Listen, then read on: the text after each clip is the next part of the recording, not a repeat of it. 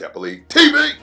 I'm Niles Holt from Alpharetta Smyrna Alumni Chapter Kappa League, and you're watching Kappa League TV.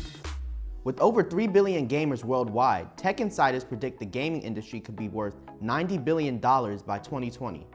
Skillshot Media is an Atlanta-based gaming company, and we caught up with them to learn more about this booming business. Thank you so much for joining us. Oh, thank you for having me. Can you tell us a little bit about Skillshot Media? Sure, we're a community-driven esports company based right here in Atlanta, and we do a bunch of different things. So it can be a grassroots tournament, it can be an online esports event, all the way up to something like High Res Expo at DreamHack Atlanta. Working here seems like it would be all fun and games, but tell us about the behind the scenes. Is it more work or play? That's a great question. So it's definitely less video game playing than I thought, being working in the industry. But it is fun, so behind the scenes, it's just like any traditional company. You have certain roles that need to be filled, you have certain responsibilities that need to be met.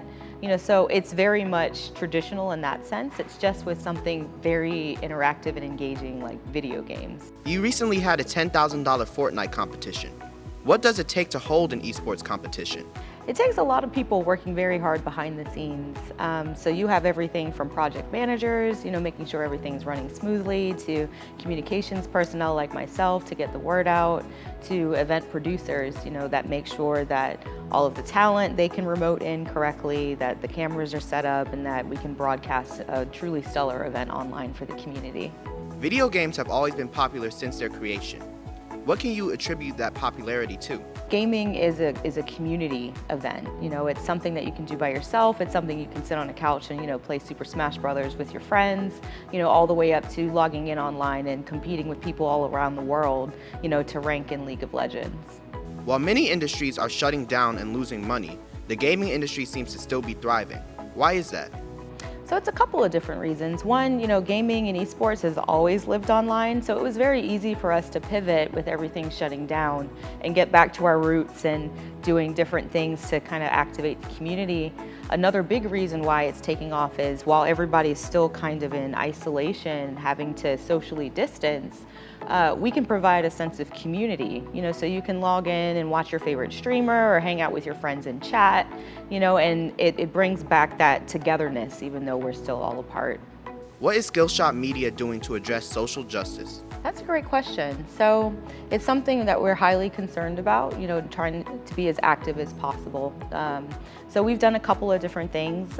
When COVID first struck, we held an online charity event that benefited AmeriCares and Boys and Girls Club to help impacted families.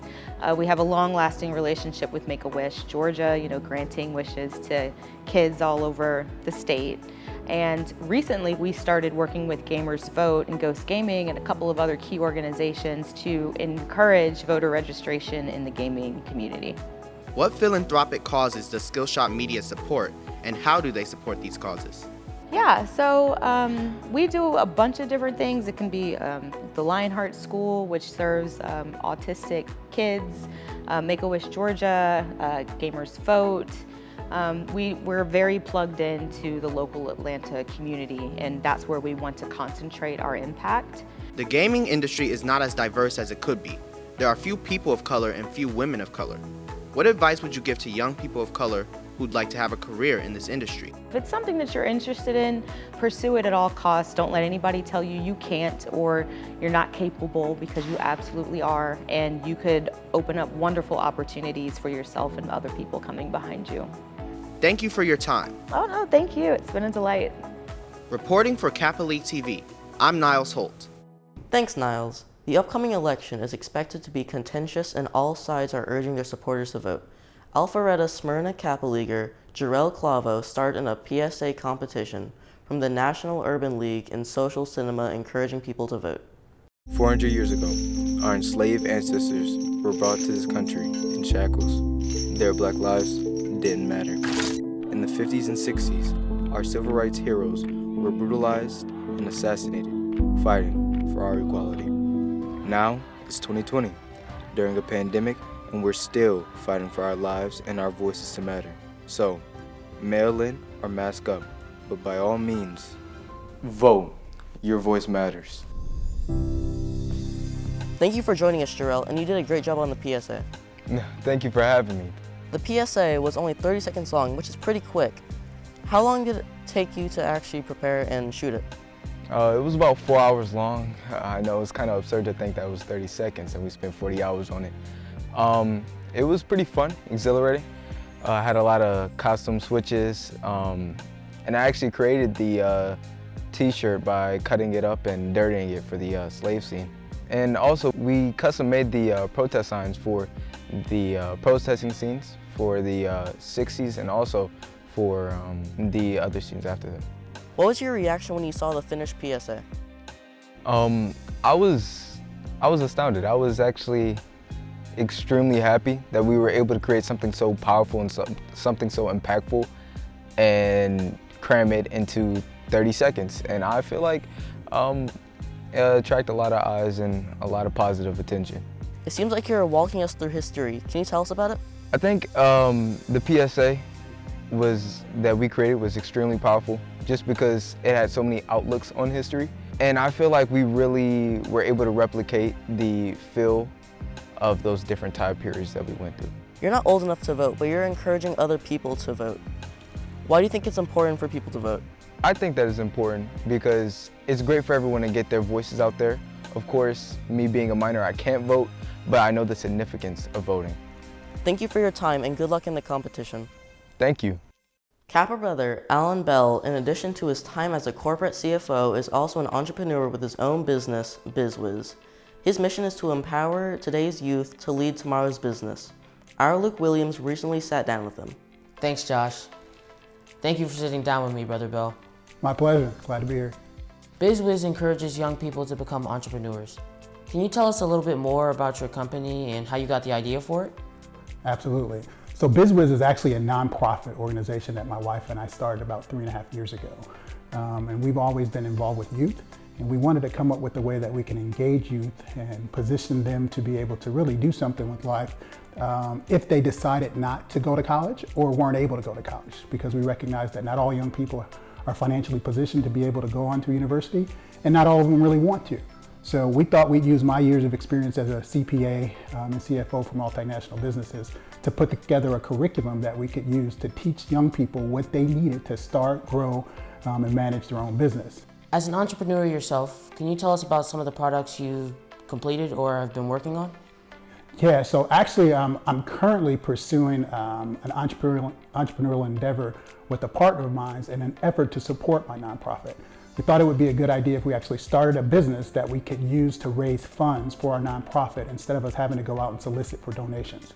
Now, we obviously welcome corporate donations or donations from individuals, but he had a product that was pretty unique, and we're working together now to market his product in an effort to help raise funds for my nonprofit. And these are some of the products that we have, but fundamentally it's a product called the Showball. And Showballs, we have 27 patents that allow us to put pictures inside of various products. Whether it's sports helmets or we just signed a couple of agreements with 2 NASCAR teams. We even do microphones, little wheels that we do for driving, baseballs, basketballs, and a whole array of products. What are some of the ways you teach young people on how to become entrepreneurs? The primary way that we work with the young people is by teaching them our curriculum. We actually travel the state, and I've actually got invitations to go to Houston right now, as well as Raleigh, North Carolina within the next couple of months. To get with groups of young people who are interested in entrepreneurship.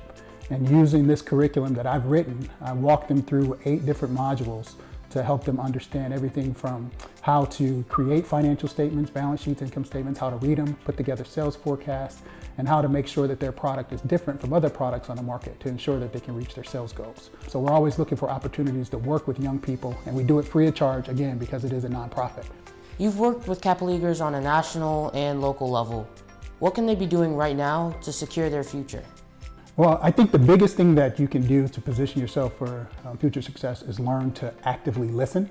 I think it's very important that young people learn to surround themselves with people who have the insights that can help position them to be successful, but you have to learn to listen, ask questions, and ideally if a young person really wants to become, say, an entrepreneur, I would encourage them to actually find someone who has a business similar to the one that they think they want to open and try to work, even if it's for free, for that person to learn more about the business to make sure that it's something that they want to do. Thank you for sitting down with me, Brother Bell. My pleasure. Hope to talk to you guys again soon.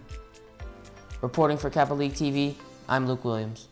Kappa League TV, where Kappa Leaguers and their mentors share their powerful stories, can be found at Kappa League TV on YouTube.